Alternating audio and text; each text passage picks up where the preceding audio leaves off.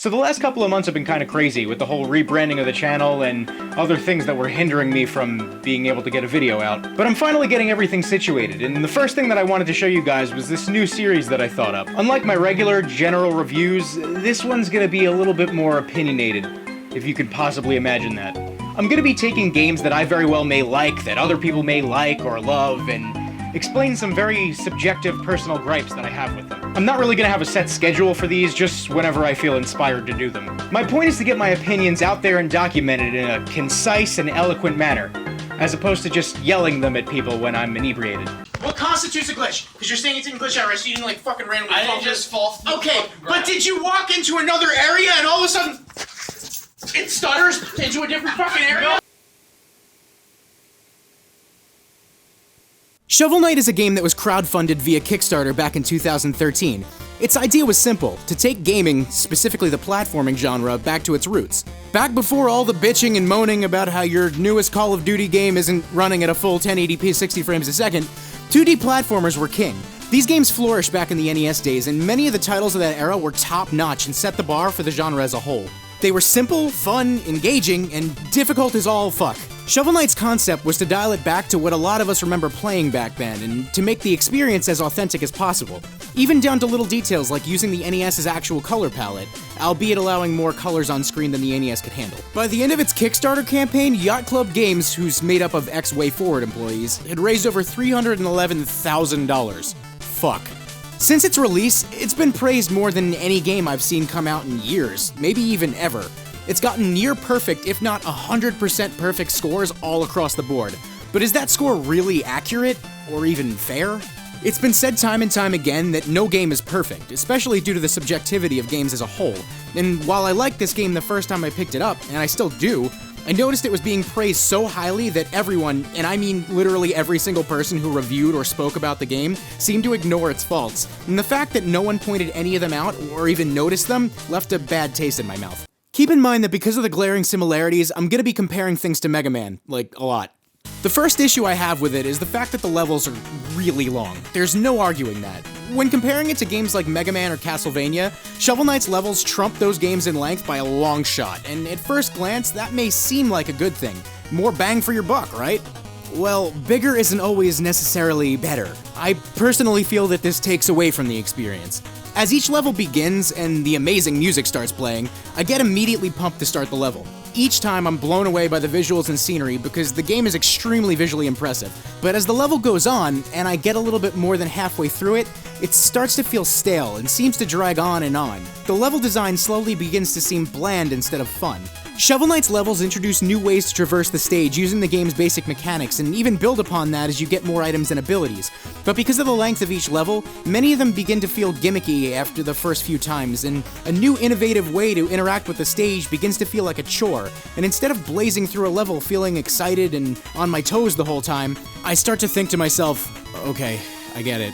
Where's the boss already? Mega Man avoided that by keeping many of the levels relatively short, with only 1 or 2 checkpoints throughout. Shovel Knight suffers from a very minimal amount of stages, and personally, I would have much rather had shorter stages and more of them. Alright, so I won't even dance around it. I fucking hate the life system in this game. Let's look at how Mega Man handled its life system, and I'll explain from there.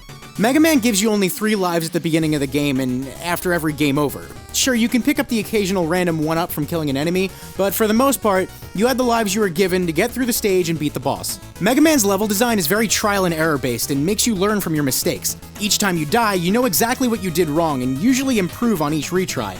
By the time you get a game over or two, you know the level like the back of your hand and often can reach the boss without even losing a life, leaving you with some chances to learn the boss's attack pattern and weaknesses. Because of the length of the levels and only really having a couple checkpoints, losing a life isn't a punishment, it's a way to teach the player to perfect the level. Shovel Knight, on the other hand, has a very punishing and frustrating life system which at first glance seems forgiving, but actually causes way more aggravation than intended.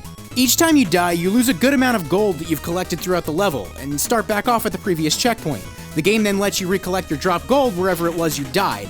but here's the problem. Oftentimes the gold falls into areas where it becomes unreachable, completely inaccessible no matter how good of a player you are. And guess what? That's it! It's gone, and because of the amount of checkpoints in each level, and because each level is so goddamn long, you may find yourself needing to quit a stage near the very end and then replay it all the way from the beginning just to collect the gold that you lost. The reason being that gold is so important in this game, it's more worth it to just restart the level rather than complete it. Unless you want to play through the entire stage twice, which I never do because the levels are so fucking long.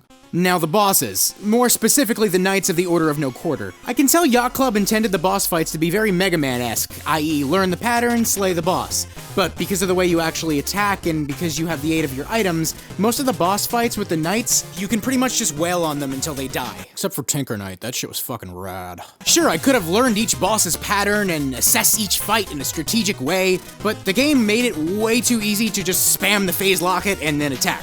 Spam, attack, spam, attack, spam, attack. Even while I was recording gameplay footage, I glanced over at my gamepad and somebody on Miiverse literally just proved my point. I still don't know Spectre Knight's attack pattern and I've beaten him multiple times. That right there says something. The ones who have simple, easy patterns just feel tedious and monotonous because all you have to do is bounce on their head over and over and over and try to keep a rhythm, barely needing to really dodge and attack. I will admit, the bosses, just like the rest of the game, aesthetically look fucking amazing. Well thought out and interesting, but the fights themselves? Meh. My last point is probably the most subjective of all, but hear me out.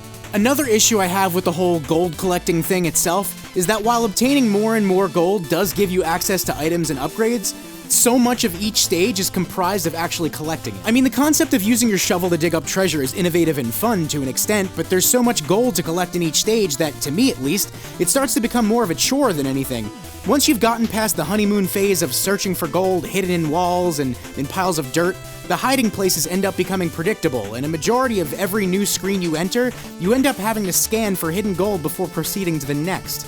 This is fun at first, but after a while, all it seems to do is slow down the pace of the game to something less than desirable for an action platformer. If missing out on gold wasn't so detrimental to the game's progress, this wouldn't be such a big deal to me. Take Mario, for example. If any of you are anything like myself, your first time playing a Mario game, you probably collected every coin you could in the first stage or two, because it was new and exciting.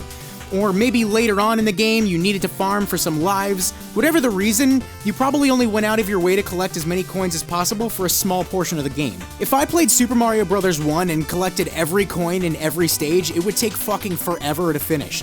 But because of the nature and purpose of coins in Mario, you don't need to. Gold is much more important to Shovel Knight than coins are to Mario, and because of that, collecting as much gold as possible is important. The whole game is built around it, which means losing your gold is that much more of a frustrating pain in the ass. And sure, it's fun for a while, but to me, it just becomes another way to make an already long stage even fucking longer. Now look, this is all subjective, and you can take my opinions with a grain of salt. I believe Shovel Knight is a great game, and it's clearly deserving of praise. I've played it 3 times myself, but it is by no means perfect. No game is. And the fact that no one found any issues with it, or at least didn't call it out on it, really bothers me. Claiming that a game is perfect leaves no room for improvement. It ends progression. Think of pointing out its flaws as constructive criticism. How could Yacht Club Games ever make a better game if they've hit the pinnacle with their first release? My point is, don't ever be afraid to be critical, even if you're standing alone. Thank you guys for listening to me explain my very unpopular opinion, even though I'll probably be assassinated for this. If you like what you just heard, give the video a like, because God knows this one will need it. Or if you'd just like to get more angry over other opinions I have, there's a couple videos right there for you. And if you want to see more and want to be updated when I release a video, click the subscribe button, assuming I'm not dead.